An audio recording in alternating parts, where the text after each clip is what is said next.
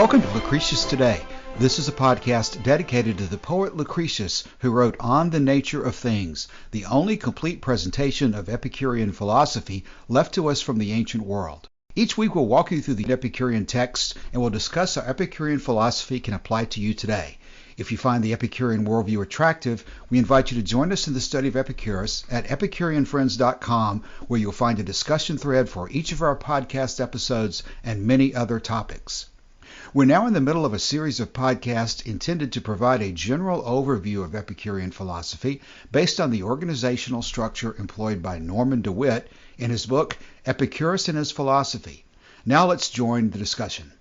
Welcome to episode 170 of Lucretius Today. We are continuing in chapter 10 of Norman DeWitt's Epicurus and His Philosophy. The topic of the chapter is the new freedom, and we are in the subsections that are talking about other aspects of necessity and freedom. We're going to start today with necessity of death. The other topics include freedom, government, and law, freedom in public careers, control of environment, freedom in the simple life, and control of desires. The first one is one of those issues that is not something we have freedom about. We have no ability to escape death no matter how long we live. And DeWitt starts with Vatican saying 31, against all other hazards, it's possible for us to gain security for ourselves. But so far as death is concerned, all of us human beings inhabit a city without walls. And DeWitt's interpretation of that is that the immediate effect of this is to invest the present with a pressing urgency and to demand the control of experience with respect to the past, the present, and the future. I think the ultimate point is that since we cannot ultimately defeat death, and since we have taken the position that there is no life after death, there is a sense of, maybe urgency is not exactly the right word, but importance and significance to the time that we have. Urgency might imply that we're going to be anxious about things, and while some things we may end up being anxious about, I think DeWitt's ultimate point is that you plan to use the time that you have as best you can, as wisely as you can. You know that you're not going to have an unlimited amount of time, and you simply got to efficiently choose to spend your time in a way that acknowledges that your time is going to be limited in the end. As he often does, DeWitt goes back and forth with the Bible. He quotes Ecclesiastes 9:10, "Whatsoever thy hand findeth to do, do it with thy might. For there's no work, nor device, nor knowledge, nor wisdom in the grave whither thou goest." And I think DeWitt's correct that there's strong similarity between that sentiment and Epicurean viewpoints. Yeah, Ecclesiastes is an interesting case because I think it's the last book of the Old Testament and is considered to have a high degree of Hellenistic and particularly Epicurean influence. In Vatican Saying 14, Epicurus says, or I guess whoever wrote Vatican Saying 14 says, "We have been born once and cannot be born a second time. For all eternity we shall no longer exist. But you, although you are not in control of tomorrow, are postponing your happiness. Life is wasted by delaying, and each one of us dies without enjoying leisure." And there's a number of them that are like that. Vatican Saying 10 says, "Remember that you are mortal and have a limited time to live, and have devoted yourself to discussions on nature for all time and eternity, and have seen things that are now and are to become and have been." That one's a little strangely worded, but it's a consistent theme throughout the Vatican Sayings. And he quotes also a handful of principal doctrines within the Vatican Sayings as well. Joshua, the one you mentioned about dying without enjoying leisure, I think that's Vatican Saying 14, and I think you read a version different than the one that DeWitt translates it himself. I see that he's got an interesting variation on that last phrase, which has always been a little bit troublesome to me in terms of without enjoying leisure. Sounds a little bit flippant to me. DeWitt translates that as, "Thou fool, though not master of tomorrow, postpone the hour, and each and every one of us goes to death with excuses on his lips." Now, that may be more of a paraphrase than a literal translation, but as you say, this is a continuing theme that we cannot ultimately defeat death, and we don't need to be procrastinating any more than we absolutely have to. The scorn of procrastination, as DeWitt says, is a continuing theme, which makes sense. You're alive only for a brief period of time. For an eternity, you're not alive. And so all the different cliches about making hay while the sun shines are absolutely applicable to that point of view.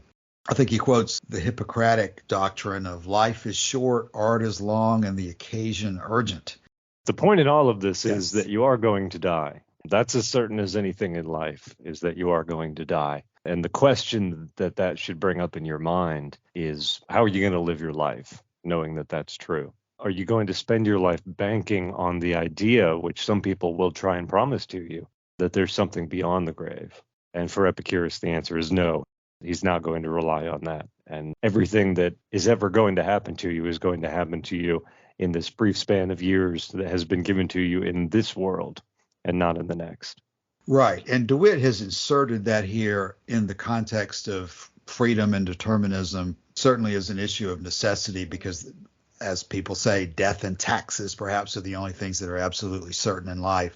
But it provides a good reminder here in this context that freedom is something to be used with, again, a sense of importance and significance and to some extent urgency, because you know that your time is limited. And so what then DeWitt does with the rest of the chapter is he's going to go back into how do you use the time that you do have available to you, because you do have some degree of agency to influence the things that are going to happen to you. And so DeWitt covers a number of areas of life in the rest of the chapter here where you can have some degree of influence. And DeWitt discusses the attitude that you should take towards those areas. He sees Epicurus suggesting that there's a dual level of decision making. You have to set your general attitude towards things. Diathesis, I think, is the word. But also, even though you have a particular attitude about what you'd like to do, you're going to run into particular problems where you sometimes have to make choices that seem to swerve around the direct course to what you like. In other words, your attitude is that the goal of life is to live pleasurably, but there are certainly individual circumstances where you're going to have to choose pain in the short term in order to avoid greater pain or obtain greater pleasure in the future. And so the first of the topics is freedom, government, and law. Now, there's a new book out that one of our forum members, Oninsky, has brought to our attention. It's entitled Theory and Practice in Epicurean Political Philosophy. And I can't pronounce the names. So Joshua, what are the names of the authors? Well, I can't pronounce them very well either, but I think it's Javier Ruiz and Marcelo Di Boyeri. They've just released their book within the last month or two here in 2023. They've written a series of articles about these topics, but this is an area that's of continuing interest. To what extent do you get involved in the world around you? And I've only been able to read the introduction so far of that book, but it looks like it's going to have a lot of really good material, because it seems like in many quarters there's what I would call superficial view that Epicurus says absolutely no involvement in politics. And people think that that's the extent of his interest, and we just move on past that. But that does not appear to be, when you dive into the details, what Epicurus really had to say. Like everything else, he's going to be making his decisions based on the context of the situation, your individual circumstances. And as this Theory and Practice in Epicurean Political Philosophy book illustrates, there were many Epicureans in the past who were involved in government and law, and there's a lot of subtlety there in terms of what's appropriate and what's not, that you should not just consider there to be a blanket condemnation. Now, what DeWitt goes into first here is he's contrasting Epicurus's views with those of Plato, how Plato had, especially in his Republic, for example, recommended a highly regimented state. And DeWitt translates that into a maximum of government and a minimum of liberty, which probably is accurate. But from a more philosophical point of view, perhaps, we have the general understanding from the Republic that Plato was considering certain types of people to be golden and other types of people to be associated with other types of metal. And he was suggesting that the best society was going to be strictly regimented into divisions of authority and divisions of function that he thought were the logical implementation of the best philosophy, which is a road that Epicurus did not go down at all. Yeah, and actually I might need Martin to help me out with this, because Karl Popper wrote a book called The Open Society and Its Enemies, in which he takes Plato's ideas in the Republic and sort of traces them throughout history and finds all of the ways in which they have informed some really terrible political theories, particularly in the 20th century. Martin, I think you're familiar with that, and you say that Karl Popper may not have understood Plato as well as he presents in his book. Yeah, exactly. I mean, specifically, this book was written by Karl Popper as his contribution to the war effort against Nazi Germany. So he showed with his book that starting with Plato, then going over Hegel, and then Marx, that these three thinkers basically prepared the ground for the Nazis. So however well or not well he may have understood Plato, it's clear in Plato's Republic that he does have, or does suggest, as DeWitt says here, a more regimented society. I was reading a book, and I've referenced this several times, called The Rise and Fall of Alexandria by Justin Pollard and Howard Reed. And they described the founding of the city of Alexandria from the time it was first laid out under Alexander the Great's eyes, from the time that they hired the city planner to actually plan the city. And the job of the city planner was not just to lay out roads and buildings and the harbor and all that. His job was to consider what the ideal state should look like. What percentage of the population should be merchants? What percentage should be artisans and soldiers and rulers and all of that? So this idea of political theory becomes really important in ancient Greece, and there's a lot of people thinking about it, and people have all different kinds of ideas. What makes Epicureanism interesting is that there are several instances in history, particularly as I can think of in the Renaissance, in which political thinkers will look to Epicurus to explain societies that they see as being more open than the societies that they themselves live in. And quite recently, I mentioned Thomas More in his book Utopia, which was founded on the travelogue of Amerigo Vespucci, who said that the Native Americans that he happened to come across lived like Epicureans. They didn't have governments or an established church or any of that. They just lived in nature. And that's probably an oversimplification, but it's what he came across. And some of these Europeans seem to find the idea refreshing. Another example would be Poggio Bracciolini, who in 1417 discovered one of the last surviving manuscripts of Lucretius in the monastery of Fulda in Germany. In that same time, he went to this town called Baden, which is famous for its baths. And the story he tells about the baths is that the standards of, I guess, sexual morality have become so lax that, men and women are bathing naked, and there's only a screen to separate them, that the women are in the bath and the men are throwing coins down into their loose bathing gowns and stuff like that. And he's writing to his friend Niccolo Niccoli back in Italy. And he says much the same thing that Amerigo Vespucci says. He says, I'm describing this to you so that you will understand what a great Epicurean center of life this is, because of issues relating to political liberty. And that seems to me the theme of DeWitt's whole section here on freedom, government, and law. He says he is no anarchist. He knows that a certain degree of legal control over society is a necessity, but at the same time, he insists that the maximum of liberty implies a minimum government. The question, Cassius and others, is where in Epicurus' surviving writings does he come across these ideas? That's the difficult thing to answer. It's a conjecture of DeWitt. It's written in none of the excellent texts. And I think DeWitt overinterprets this here. I think Epicurus just stated it as factually. So wherever humans are organized, there is a state with something. So he never wrote that this is something like it must be or how it shouldn't be. Because I never saw anywhere that Epicurus really makes a clear statement on what politics we prefer in particular, except, of course, that we want freedom to pursue our pleasure. And so I think DeWitt there overstates what we can find in Epicurus. But another thing now to support what Joshua said about Popper. So here quoting from Popper, Popper states here that the equalitarian movement, as Plato knew it, represented all he hated, and that his own theory in the Republic and in all later works was largely a reply to the powerful challenge of the new equalitarianism and humanitarianism. And later on, he clearly says that Plato's ideal state was a totalitarian state. Yeah, Martin, I agree with what you've just said. I think that DeWitt is inferring an awful lot here. Now, in fairness to DeWitt, it seems like what he infers is what most people infer when they read Epicurean philosophy. And for example, the opposite is what they infer from Plato.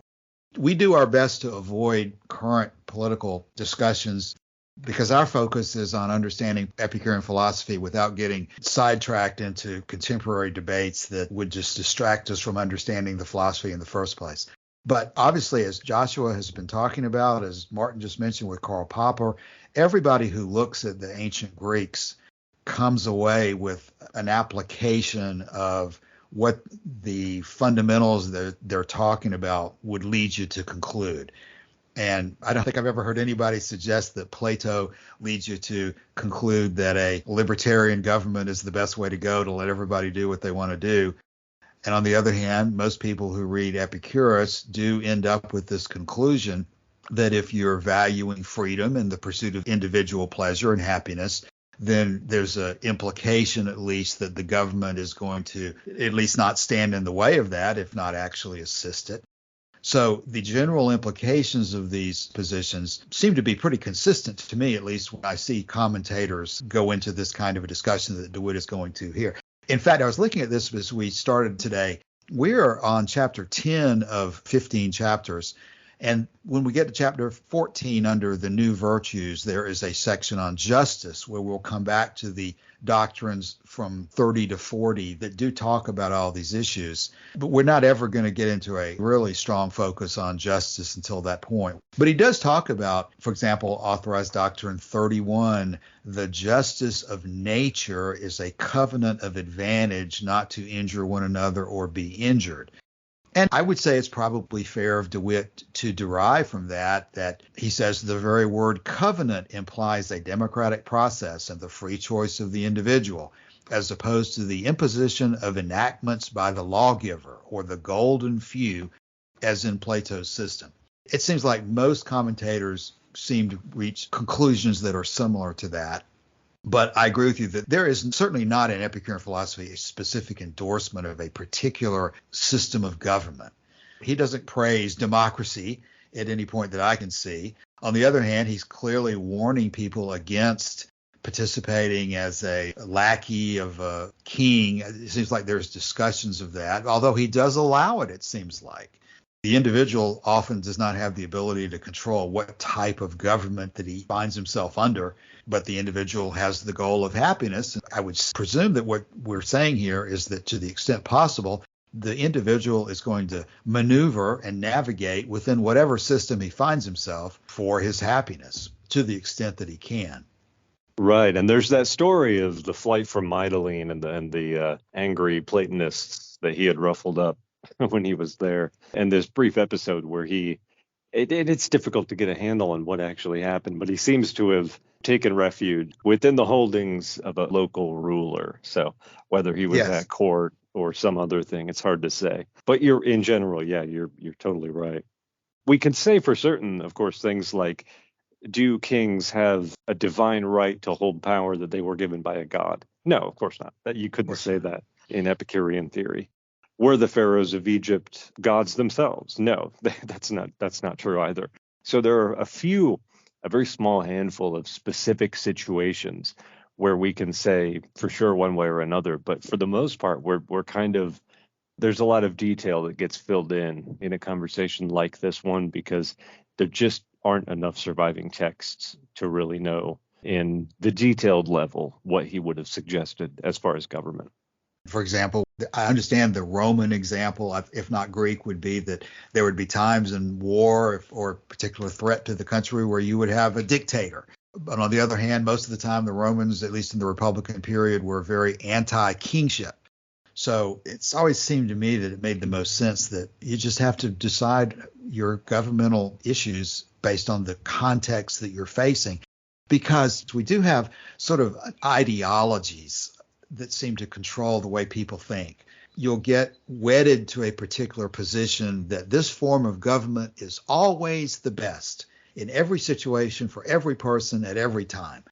And that approach does not seem to me, at least, to be what Epicurus would be advising. He's constantly looking at the context of the situation. And if we were to go further into the doctrines on justice, it's interesting how they do seem to focus on the changing circumstances will determine whether a particular law is just or not just. And in fact, he specifically says that a law which is just at the beginning, if circumstances change, becomes unjust. So I would think that one of the fundamentals of this whole discussion is that your engagement in politics is going to be very context dependent. And maybe I should say this as well. What DeWitt starts this discussion with is Doctrine 5. It's impossible to live pleasurably without living according to reason, honor, and justice, is the way DeWitt translates that one. It seems to me that he's probably right to point out that you're living pleasurably as an individual by following rules of conduct that make sense and that lead you to neither harm nor be harmed by other people. The focus is on your individual conduct in the philosophy and not trying to fit your conduct within a wider system of government, democracy, dictatorship, oligarchy, all the different standard forms that they were talking about back then. Ultimately, your focus is your own conduct and your own relationship with the other people around you as the best way to guarantee your happiness and safety, which gets into the friendship discussions and so forth. Maybe one thing to say is something I say often, which is that part of how Epicurus understands his relation to government and society, and in some ways his removal from it into his garden, although it wasn't like the garden was on a mountaintop.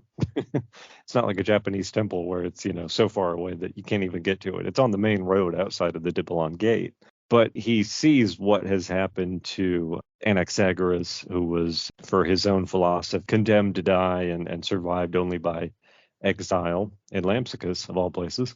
He saw what happened to Socrates, who was condemned to die and did drink the hemlock. So things like that have to inform the way he positions himself in relation to prevailing systems of government.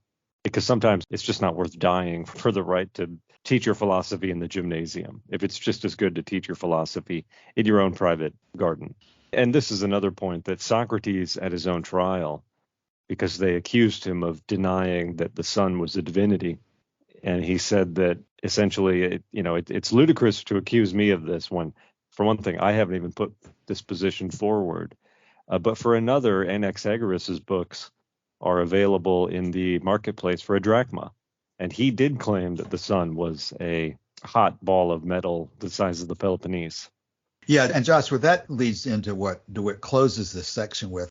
And I think the ultimate point he's making is worth repeating, maybe with not in exactly the words DeWitt says, but he contrasts Epicurus with Plato in the issue of whether your model is looking up at the stars and seeing the regularity with which those move versus just looking at the way life is here on Earth and how living things pursue pleasure. In other words, Epicurus is accusing Plato of seeking the music of the spheres or some type of celestial necessity and regularity as the model. But when Epicurus looks at life, and of course his atomism and the swerve and so forth, he is seeing a different model by which to go by. And that DeWitt says that thus Epicurus and Plato stood at opposite extremes in advocating regimentation, essentially, is what he's talking about. And I think that probably is a useful point, that Epicurus is warning, I think in the letter to Pythocles, that you're not attempting to come up with a theory of everything in explaining the movement of what's going on in the skies above you. You're looking basically to understand it in a way that will allow you to be happy, in a way that will allow you to explain things in a natural way without the requirement of supernatural gods controlling everything. And there's just an essential difference in looking, as Plato was doing, to a perfect form of government, as he was talking about in his Republic, versus just looking at the reality of the way things are here on Earth. It's that idea that you can look to the heavenly spheres for inspiration as to how to order government on Earth that informs what in the Middle Ages was this idea of the great chain of being, that at the very bottom you had mineral and then vegetable and then lower order of animals and then higher order of animals. And then wives were subservient to husbands and children to parents, and then the lower classes to the upper classes, and the nobility to the king, and then the king ultimately to what was above him. And then above that you have angels and archangels and Mm-hmm. etc., until you get up to God and Jesus at his right hand. And of course, for an Epicurean, things just don't work like that. No. Nature, and I mentioned this recently in reference to Thomas Hobbes, who said that life in nature is nasty, brutish, and short. And it doesn't take much time to study nature to recognize that there is no pact between lions and sheep, or between, wolves and their prey. That nature isn't like that. And to look for nature for cues to how we govern ourselves only works if you have blinders on and you're unwilling to see how nature really does operate. Okay, we'll move on to freedom and public careers after that. Again, we're treating this in a sort of a high level and not attempting to get into some of the details that hopefully we'll be able to get into in the future when we discuss some of the more recent writing. In fact, I mentioned previously the book Theory and Practice in Epicurean Political Philosophy. There's also an article out there that is very interesting on the same topic by Jeffrey Fish entitled Not All Politicians Are Sisyphus. There's a lot of good work on this issue that we're not going to be able to cover today. But the general issue in this relatively short section on public careers is that Epicurus was suggesting that it's a very unwise idea to base your career, the majority of the way you spend your time, in a field that is going to put you at the mercy of the crowd, at the mercy of other people who are notoriously fickle and cannot be counted upon. And that if you're looking for safety, security, stability in pursuit of happiness, you're going to want to maintain a level of independence from that that's just not generally consistent with a career in politics. Or any kind of really public persona in any field.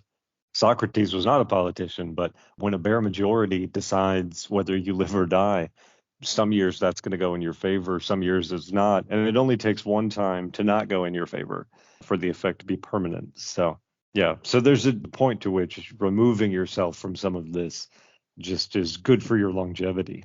Because when you look at an area that we often look at, Cassius, which is this period at the end of the Roman Republic when Julius Caesar and Octavian Augustus are forging an empire, the remnants of the Republic, and just about every major person in that story dies violently. Which appears to be sort of the general observation of experience, is that the higher, there's all sorts of cliches about that. Stick your head out of the tall grass and you're likely to get it cut off. Just seems to be human nature that you're going to attract envy and dislike the more powerful or the more famous you become. DeWitt carries this forward by pointing out that at his time, there had been a division between those who were advocating that the active life, the political life, was the best life for a Greek, versus those who advocated contemplation and withdrawal as the best life.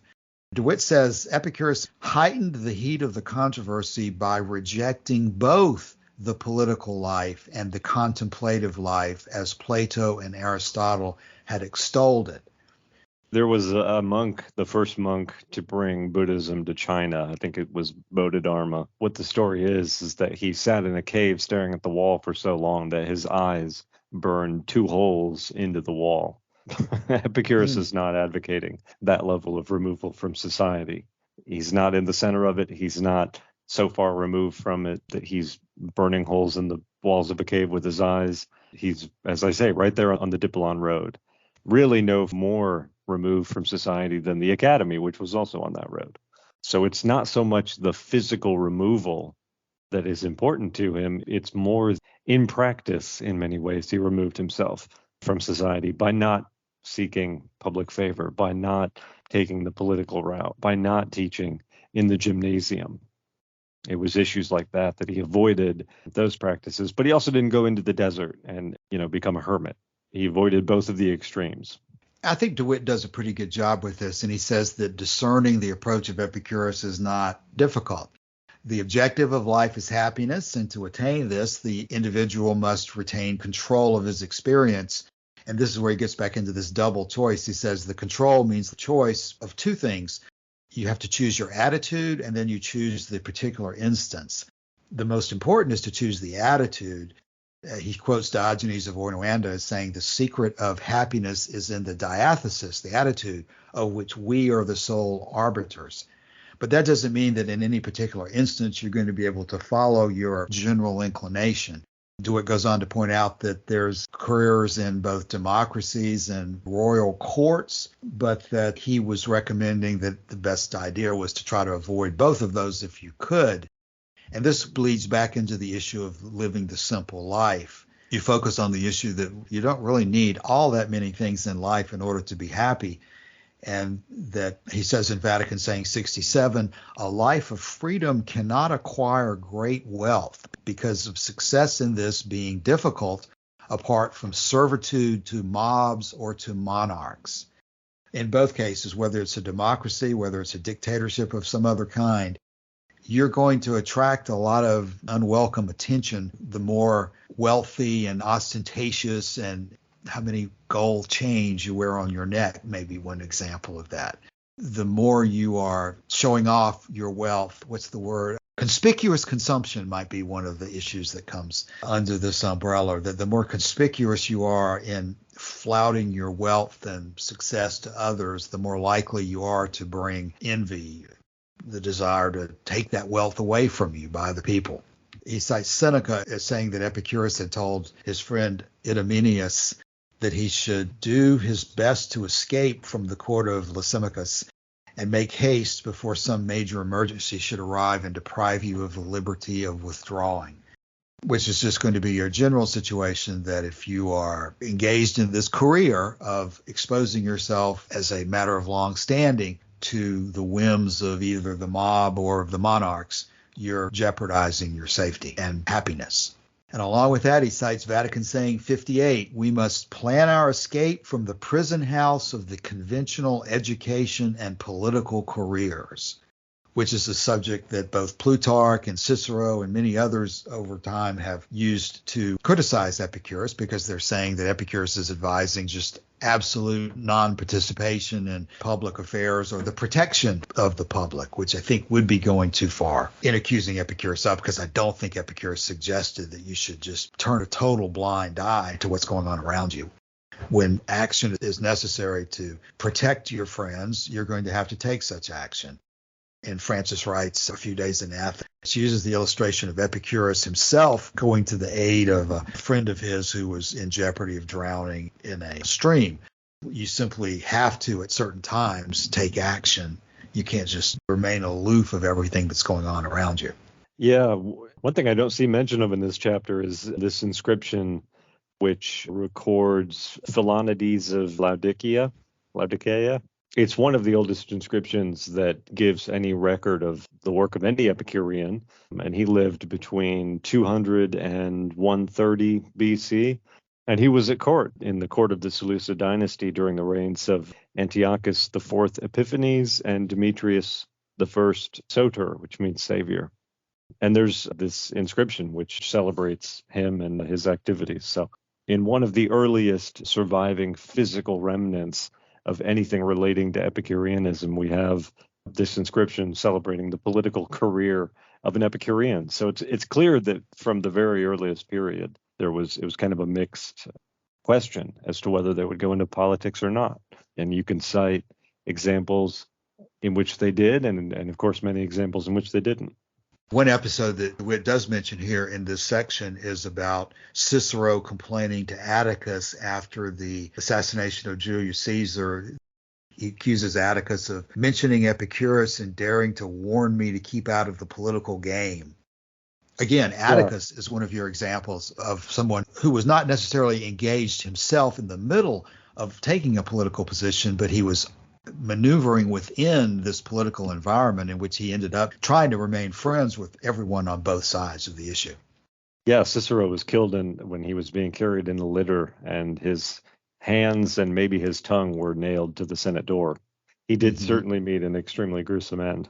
Yeah, that's the history of Atticus. There's a Life of Atticus by Cornelius Nepos that is preserved from that period that gives a long discussion of Atticus's devotion to Epicurean philosophy as well as his experience as a leading Roman of the time.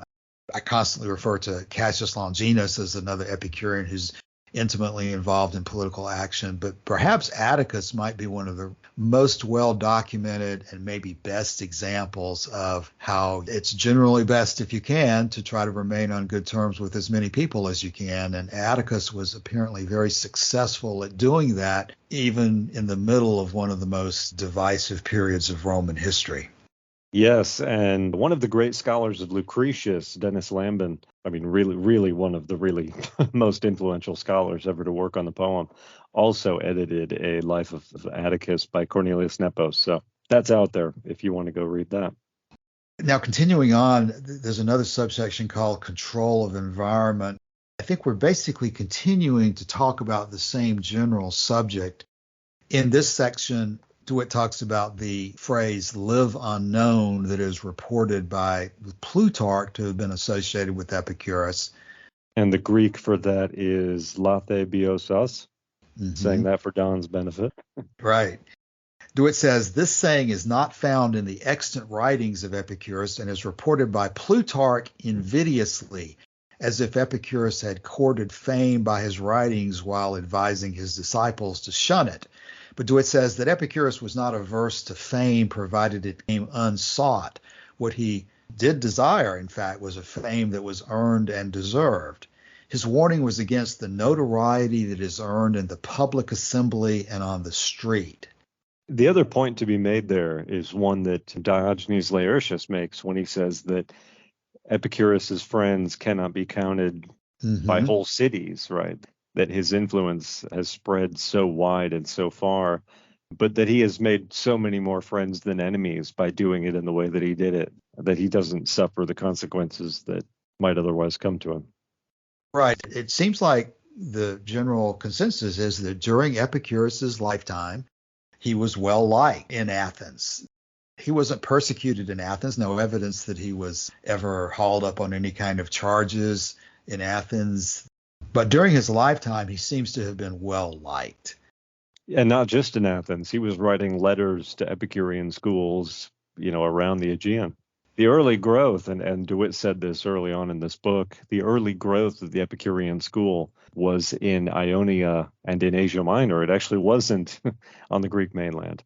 And partially because of Epicurus's early work to establish Epicurean communities in places like Lampsacus, Samos, Lesbos, all of those little islands that are, as it were, on the other side of the Aegean from mainland Greece. That's Ionia. One thing we haven't talked about is Epicurus's somewhat controversial advice of what you should do if you come into windfall wealth. Yes. Because it bears directly on this question, doesn't it? He says that it's impossible to grow rich without being slaves to mobs and tyrants, or however he words that. But he says, though, actually, I do have the exact quote because it's on page 190. He says, a life of freedom cannot amass great wealth because of success in this life being difficult, apart from servitude to mobs or monarchs, but it does enjoy all things in uninterrupted abundance. If, however, now and then great wealth does fall to its lot, it would gladly disperse this to win the goodwill of its neighbor. So the idea in Epicureanism, and it takes a little bit to sort of set this up, is the idea that having networks of well-supported friends, that in itself is a safety net better than almost any other safety net you can have, right? And you don't establish that just so you can use it, but so that as you will in times of need rely on your friends in times of need will rely on you. And that by combining those together, you get communities, not necessarily communes. In fact, not communes, because Epicurus did not advise holding wealth in common. But you get communities and networks of friendship, as I said, that spanned many cities across the Aegean, where people in difficult times could always have someone they could count on to help them out or point them in the right way.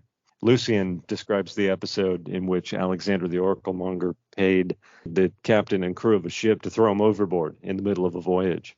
And he was able to get out of that, partially because of the conscience of the captain who refused to do it, but partially because he had people he could rely on when he did make it, when they dropped him off at their next stop. They didn't carry him all the way home. So it's having networks of friends that can support you is more important than being Scrooge McDuck in a vault where you're diving into piles of gold. The question is, how do you apply this? Because I'm not going to suggest to people listening to this that you should draw your 401k or whatever it is and just give it all away to your friends. I don't think that's a very wise course either. Yeah, to me, Joshua, this is where you see that the issue of total withdrawal from politics makes no sense at all and really could not have been Epicurus' position. He's saying, at DeWitt quotes on 190, Authorized Doctrine 27, of all the preparations that wisdom makes for the blessedness of the perfect life, by far the most precious is the acquisition of friendship. And to me, the way he's talking about all this and fitting it into the big picture, we're not just talking about tea parties and who you play cards with on Saturday night. We're talking about a strong, continuous relationship with people that you're living nearby and living with. And I don't see a significant bright line between this and the whole issue of how society is organized in the first place. He's not really telling you what to do in terms of where to draw your state lines or your city lines or your county lines. He's just telling you that you need a network of people around you who are supportive of you, who like you, and who can interact with you on an ongoing basis to live happily together. To me, that sounds an awful lot like a society and not just a matter of, like I said, individual hunting buddies, drinking buddies, the people who you do a certain set of discrete activities with. This sounds to me like a much more general relationship that encompasses just about every aspect of your life. He's telling you to study with your friends the philosophy and nature, and that's the best way to pursue happiness. And to me, all of this comes together in this general relationship that it's more important to have the support of people around you than it is to have money or anything like that. I think it's somewhere he says that friendship is an immortal good or something like that. It's almost as if he's saying that money, food, all these other issues are sort of temporary things that change dramatically in context as time goes on, but that the way you need to look at things in general is that no matter what circumstances come your way, you need friends to work with you to deal with them. And so DeWitt says the innovation of Epicurus was to advise making a systematic business of friendship. It was not, in his opinion, sufficient to leave the winning and keeping of goodwill to chance and opportunity.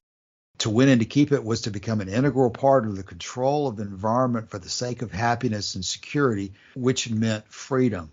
Friends are made where possible, hostility is neutralized where possible, and contacts are avoided where neutrality or friendship is impossible. I think we do tend to think of this in terms of who do we like to talk to on the telephone, or who do we go shopping with, or who do we go have lunch with on occasion. It seems to me this is a much more sweeping advice that you organize every aspect of your life among people who you have a agreement neither to harm nor be harmed with. So I see it as much deeper than what I think a lot of people might suggest. This is the way you're going to structure your whole life. Your example about money and so forth, the purpose of your money is to secure your happiness, and you're going to have to decide how to use your money based on these relationships with the people that you're counting on. If everyone around you is starving, you're not going to be able to maintain your own happiness for very long. And he talks about an example that is recorded apparently by Plutarch about there being a time in Athens where the Epicureans had to divide the beans or something among themselves. So I see this as just hugely important, the application of Epicurean philosophy. It's not just a matter of thinking about correct philosophy and understanding your relationship to gods and pleasure and virtue and things like that. You actually apply it and live it through surrounding yourself by people who are your friends who see things similarly. So that leads us to freedom in the simple life, which is, of course, a continuing theme of what we talk about on a regular basis. In this context, it seems like he's emphasizing the aspect that in your relationships with other people, in your ability to continue to have control over your environment, the best way to have control over your environment and the expectation of being able to maintain your happiness is to focus on a lifestyle in which you are able to be sure that you can continue that lifestyle. Maybe the buzzword nowadays is sustainability, things like that. That if you know that you have the ability to supply yourself with the things that you need, then you are much more independent of the ups and downs of life in general and of other people and the mob. You don't need either one. You don't need the mob or you don't need the dictator. But what you do need your friends.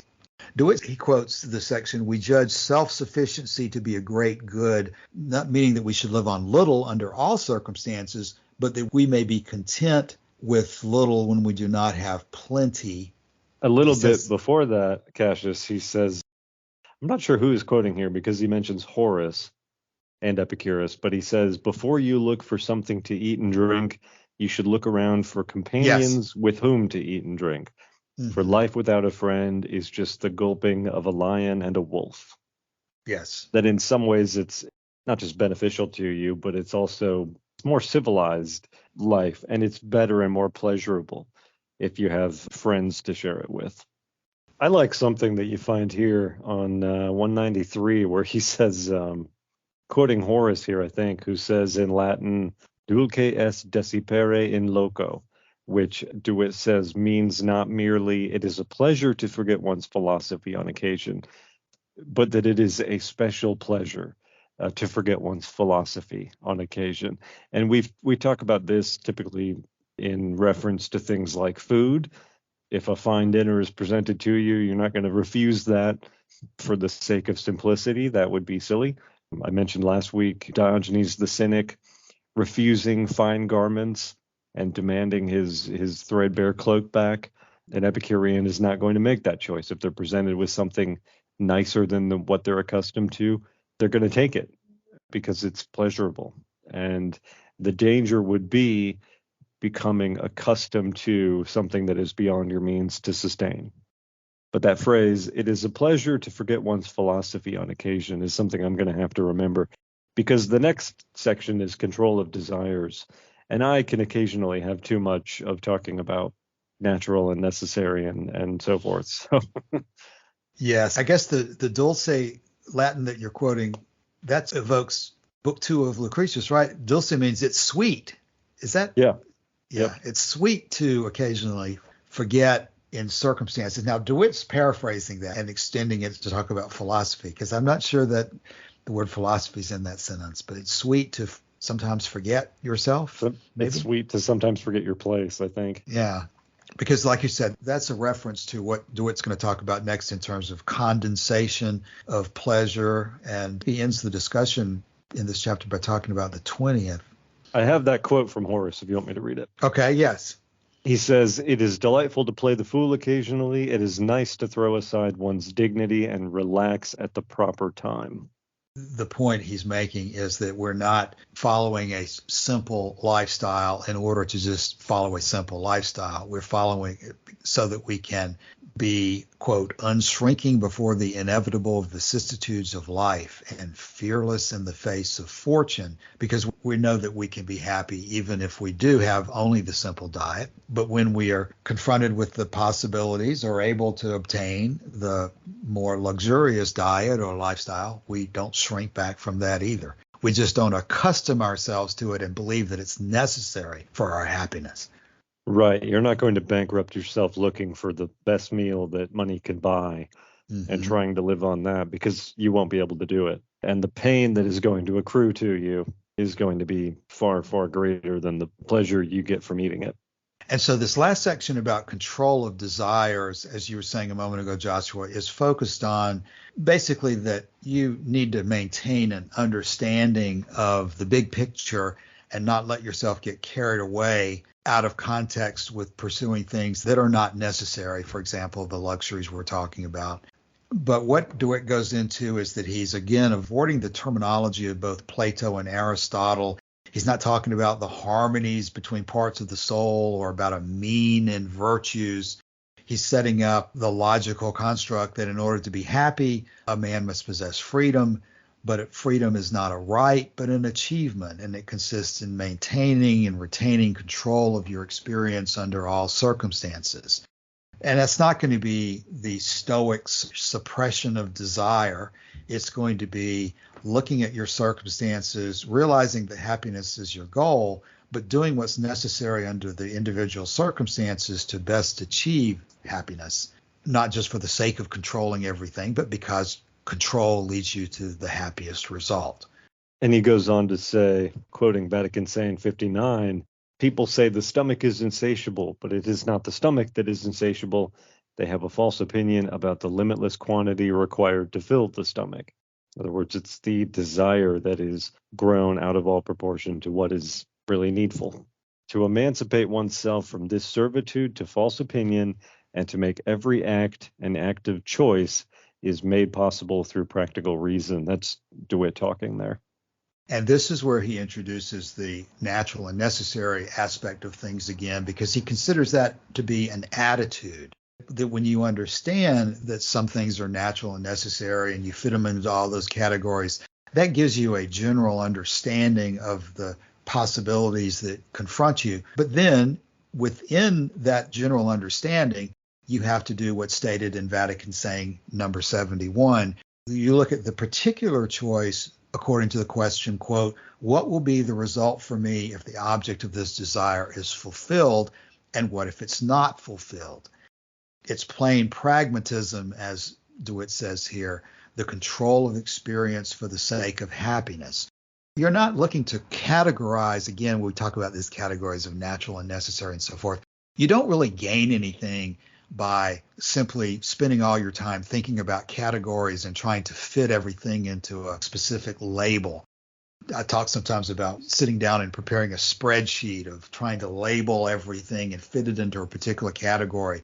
You gain an understanding through a process of that is helpful. But in the end, what you have to do is look at every particular choice that's in front of you and ask what's going to happen if you pursue it and what's going to happen if you don't. You know from past experience that in general, you can expect certain things to happen, but there's no necessity in life is the whole topic of this chapter.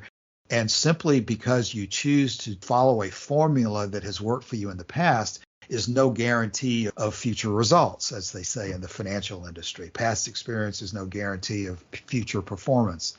You have to look at every circumstance and make the decision that's going to be the best under the terms of your situation.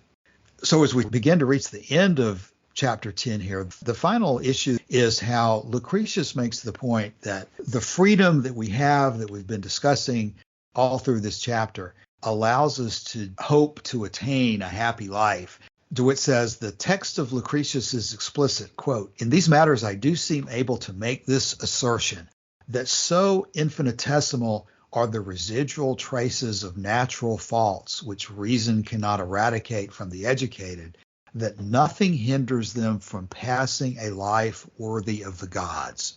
And for the remainder of the chapter here, DeWitt talks about how Lucretius had identified that within animals there'd be certain types of atoms or certain types of arrangements of atoms that would lead them to have particular personalities, maybe the lion being potentially angry or hot-tempered, other people being cooler and maybe less inclined to anger. But the general point here is the last sentence of the chapter. Thus, the individual gains control of experience, which is the prerequisite of happiness. So maybe the general foundation of all of this is that the atomist philosophy, the swerve that provides the basis for free will and the ability to affect our future, provides us an understanding by which we can take action that will produce beneficial results and allow us to live more happily than if we would otherwise. Certainly, if we were bound by necessity, we would have no ability to control our futures. But the bottom line conclusion of all this is that we have the ability to take action, and therefore, given the shortness of life, we should to live as happily as possible. Since you brought up education, have a degree in the liberal arts, I'm going to quote from that page on Wikipedia, where it says, in 4th century BC Athens, which is the time that Epicurus was born in the 4th century, the government of the polis or city-state respected the ability of rhetoric or public speaking above almost everything else. Eventually, rhetoric, grammar, and dialectic became the educational program of the trivium, or the three-part way. Together, they came to be known as the seven liberal arts. Originally, these subjects or skills were held by classical antiquity to be essential for a free person. In Latin, liberalis, worthy of a free person, to acquire in order to take an active part in civic life, something that included, among other things, participating in public debate, defending oneself in court, serving on juries, and participating in military service. While the arts of the quadrivium might have appeared prior to the arts of the trivium, by the Middle Ages, educational programs taught the trivium of grammar, logic, and rhetoric first, while the quadrivium of arithmetic, geometry, music, and astronomy were the following stage of education. Yes, we've spent all of chapter 10, and as we bring it all to a conclusion today, the whole point of all of this is that the universe is so arranged that we have freedom of action, and that means educating ourselves, studying nature, and then applying the lessons that we learn from all of this to improve our lives. If the determinism of Democritus and hard determinism were the situation, there would be no reason for us to be concerned with any of this. We would just consider everything to be a matter of necessity and not worry about taking any particular actions ourselves. But because some things are within our control, our life is short. It makes sense to use our time to improve our lives, and education, study of nature is the way to do it. Combining it with friendship, we have this problem that if our most important tool in life in obtaining happiness is to have friends, we do need friends who are in agreement with us. We need to have people who share our opinions and share our viewpoints on life as probably the firmest foundation of friendship, to have this general understanding of agreement not to harm each other, not to be harmed. And that means there's a matter of talking to other people, communicating with them, and ascertaining who's our friend and who's not going to be our friend.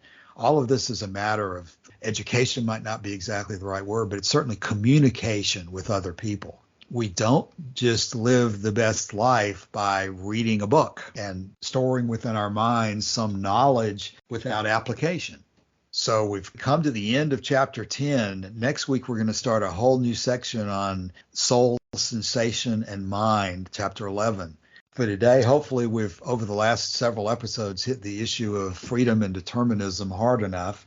Not just freedom and determinism, but there's a clear path to freedom, and neither determinism, nor fate, nor chance, nor government, nor law, nor civic duties, nor desire are so obtrusive in your life that you can't find a way to get to that freedom, is the whole purpose of the chapter. And that's certainly a big struggle that a lot of people have in adverse conditions. You get to the feeling like everything is stacked against you. And no doubt there are very difficult circumstances in life with disease and all sorts of problems that we all have.